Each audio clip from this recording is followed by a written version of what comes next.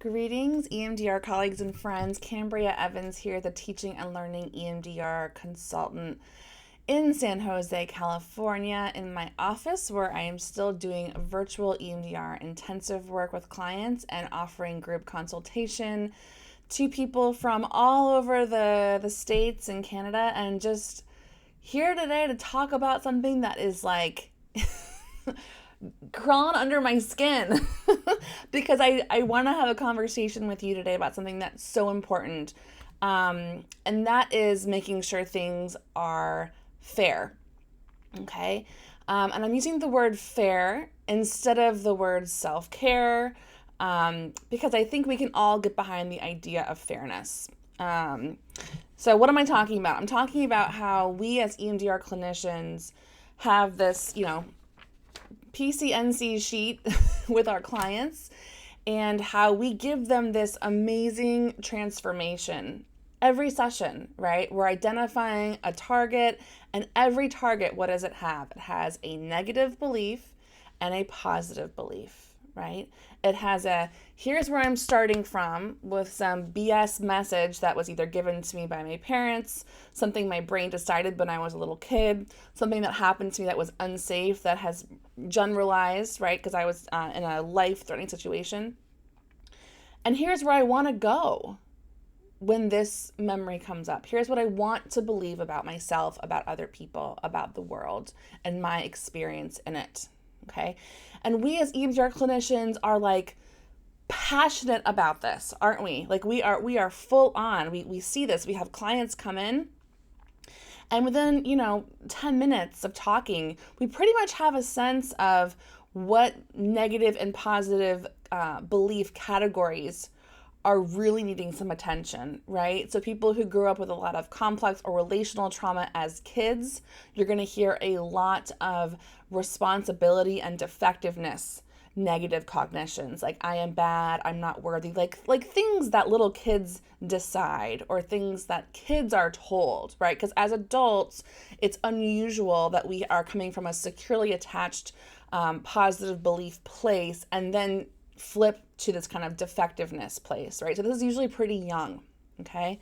And then we can easily hear somebody who's kind of in this more like safety and control bucket, right? Or in a power and choice bucket.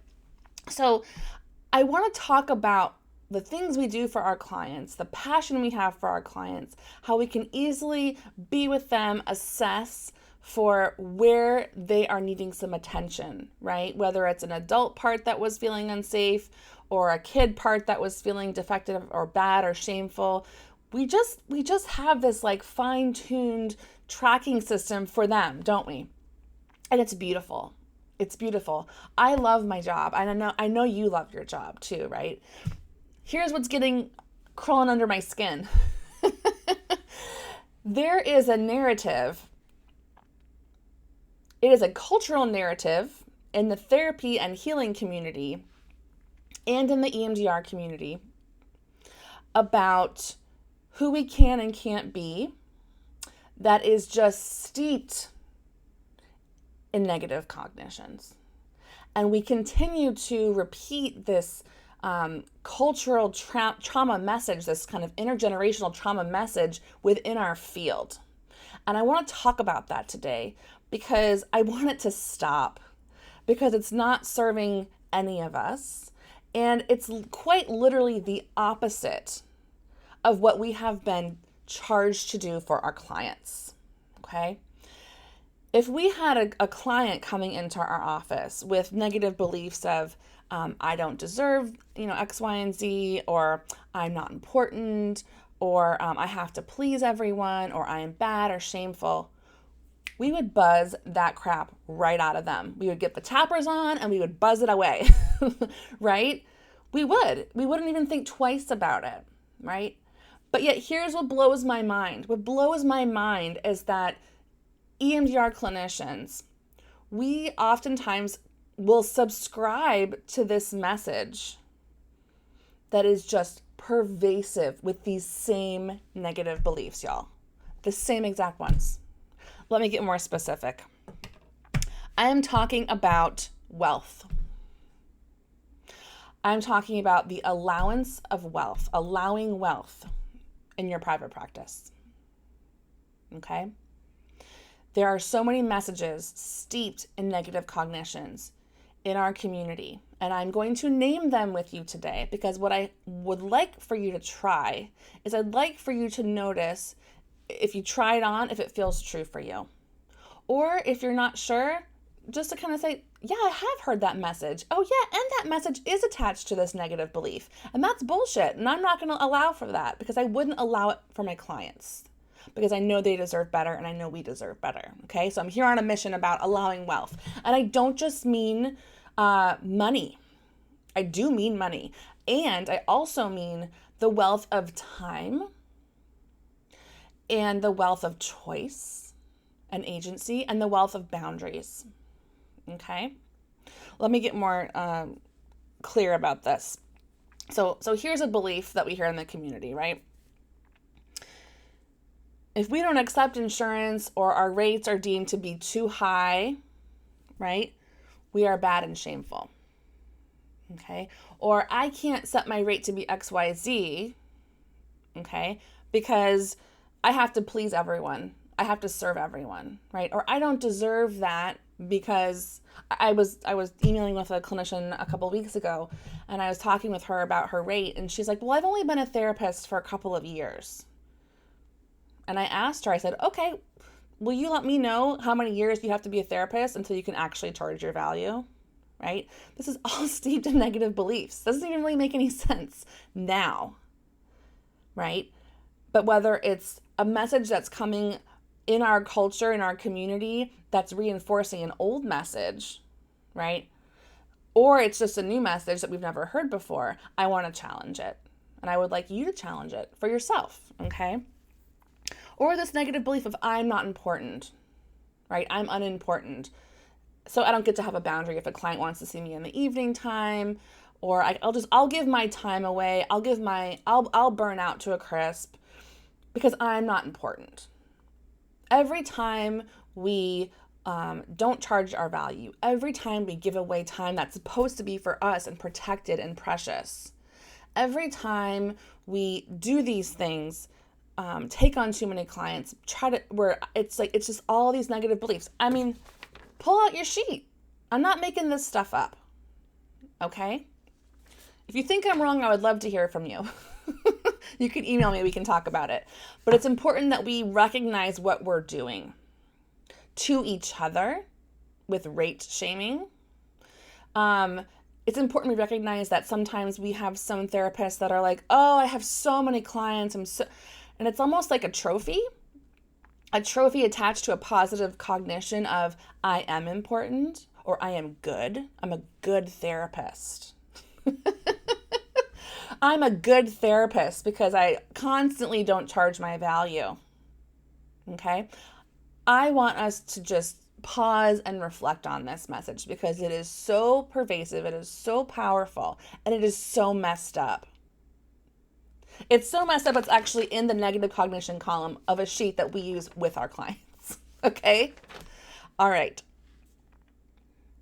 So I would invite all of us to think about not just how we can protect our time, how we can provide high value offerings, how we can be intentionally generous, okay? How we can do all those things and make sure that we're not deciding that we're going to stay in these negative beliefs, okay? Because you know this with your clients. When a client is in that positive cognition, it's just neutral. It's just like, well, that's the way it is. It's not even like a debate we have to have with ourselves, right? It's just the way it is and it's clear. So my hope for all of us is that we get to be really clear about when we are in a positive cognition and a negative cognition around wealth in our own practices. And why am I talking about this? Well, first of all, y'all know I love a mission. You'll know I love helping my community, okay? And I'm protective of our community because we have done miraculous work the last year and a half through this pandemic. And I love that we're all taking some vacations this summer. I love that we're all thinking, maybe I'll shift my practice to be a little bit like this moving forward.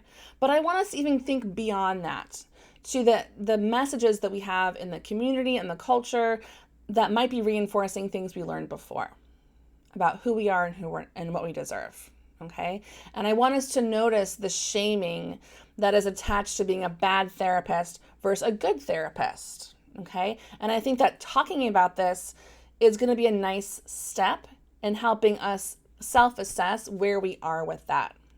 And maybe you're listening to me like, Cambria, I'm good. I'm in those positive beliefs. I am charging my value. I do protect my time, right? I am intentionally generous, which is different than just being here you go, here's everything. Here's my time, my boundaries here. Intentional generosity is what? Intentional generosity is I have a sliding scale program in my practice. It's not a sliding scale spot that lasts forever. It's a program. You come in and you get 12 sessions. We're going to work on something that you want to fix.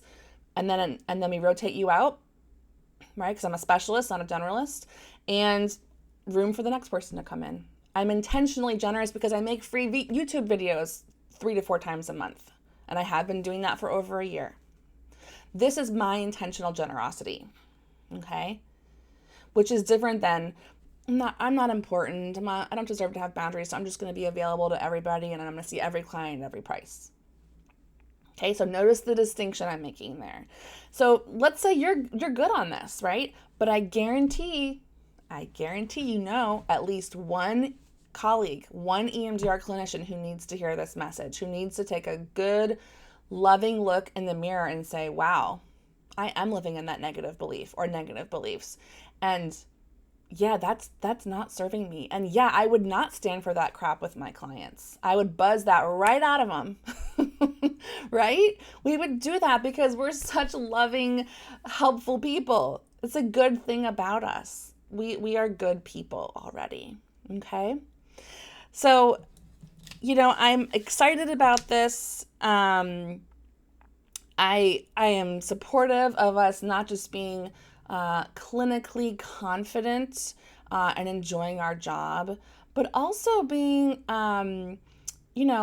protective and enjoying our practices, because having a loving, secure foundation that's boundaried for ourselves, that feels clear, that is going to be the sustaining factor for us, however long you want to do this job, okay? The reason therapists burn out, I believe, is not because of the clients. Here's why I think therapists burn out. It's because they are living in negative cognitions and they don't even know it. Think about that for a minute. Yes, trauma content is hard to be with. It's true. Yes, trauma work can be challenging, but trauma work does not have to be a bummer. We can marvel at the miracles of our jobs. Our jobs are freaking incredible, what we can do, right? The fact that we can take someone's PTSD symptoms away from them forever, right? I had a client years ago, he said to me, I had this tightness in my chest my whole life. 40 years, I had a tightness in my chest and it is gone. He couldn't believe this, right? EMDR took this away from him, okay? Miraculous, life-changing. We changed his life forever, okay? And if you are still living in negative beliefs, whether they're cognitive for you or you're feeling them in your body, whatever it is, know that if you decide to move into the positive cognitions that you give your clients every day, right, you can change your practice forever.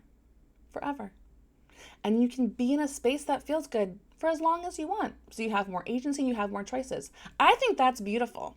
And I'm on a mission to give this not just to my intensive clients, because I love them, but I love y'all too. I love my community. And I really think that we're going to need to put additional emotional padding and just really precious padding around ourselves over the next several years, that we are going to be the soldiers of helping people process the trauma of the pandemic and, just the regular traumas that happen day to day.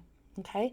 So coming from a place of protection, a place of respect and admiration with this message, but I would love to hear from you if this is resonating with you, if this feels like an aha for you, if you have a friend that needs to hear this because you're good, you're clear, but that person might need a little help, right? And that's what we're all doing for each other in this community. We're helping each other get to a place of living in our positive cognitions, right? Which is the opposite of a lot of the cultural messaging in our community around rate shaming or having a trophy or being a good therapist for helping everybody and deprioritizing ourselves. So whoever needs to hear this today, I trust this message will get to you. If this is just like speaking to your soul, I would invite you to come over to the ZeroDisturbance.com webpage and you can learn more about how to be a zero disturbance therapist, okay? We know that in EMDR, we want our clients to achieve a zero SUD, right? And what happens at a zero SUD? How do we know that they're there? They have a quiet body and a calm body and a quiet mind, right? It's just clear. It's just neutral. And that is how I want all of us to feel in our jobs. Quiet and calm, because we deserve that. So I look forward to connecting with you next time. Look forward to making sure you're signed up for our mailing list to continue to get more free resource videos. And we also have some fantastic programs and offerings to support you as well. In the meantime, please stay healthy and safe. Have fun this summer. You deserve it. Have fun after the summer because you deserve that too. You deserve everything. And I am rooting for your success. Take care.